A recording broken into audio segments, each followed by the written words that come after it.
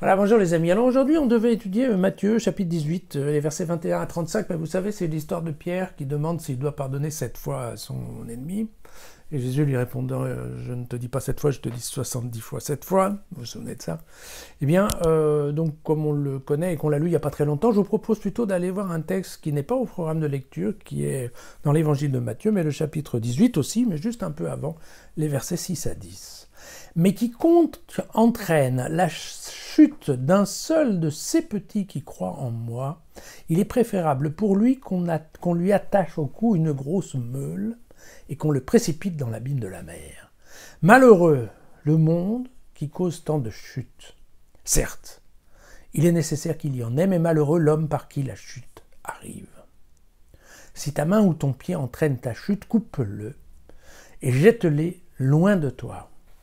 Mieux vaut pour toi entrer dans la vie manchot ou estropié que d'être jeté avec tes 2 mains ou les 2 pieds dans le feu éternel. Et si ton œil entraîne ta chute, arrache-le et jette-le loin de toi. Mieux vaut pour toi entrer borgne dans la vie que d'être jeté avec tes 2 yeux dans la géhenne de feu. Gardez-vous de mépriser aucun de ces petits, car je vous le dis, aux cieux, leurs anges se tiennent sans cesse en présence de mon Père qui est aux cieux. Voilà. Bon, on comprend rien, hein, c'est un passage en fait qui fait suite. Un passage dans lequel les disciples demandent à Jésus que faut-il faire pour être le plus grand. Il va chercher un enfant, il met l'enfant au milieu d'eux, il leur dit voilà, celui-là sera plus grand que vous dans le royaume des cieux.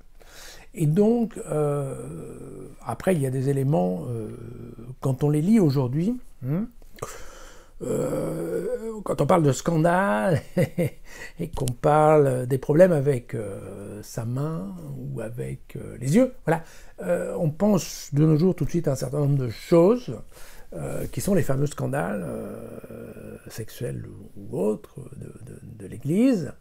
Alors qu'en fait, dans ce texte de Matthieu, c'est pas ça dont on parle. En fait, ce que Matthieu appelle les petits, ce ne sont pas les enfants, ce sont plutôt les faibles.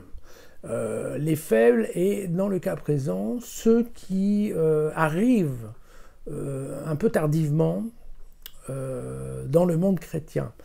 Il semblerait que dans la communauté de Matthieu, il y a en fait une petite hiérarchie qui se soit faite entre voilà, les premiers juifs qui ont changé de religion pour devenir chrétiens, et puis ceux qui arrivent tardivement. Alors, vous savez, on avait déjà parlé de cette histoire, en fait, de la différence entre les prosélytes et les émandieux dans le monde juif. Hein. Vous savez, où il y avait un peu deux régimes de vitesse entre ceux qui avaient décidé d'absorber toute la religion juive avec tous les commandements, y compris la circoncision, et puis les craignants Dieu, qui étaient des gens un peu plus calmes et disant, écoutez, moi je veux bien être juif, mais quand même, j'ai pas tellement envie ni d'être circoncis, ni de respecter trop le sabbat, et tout ça.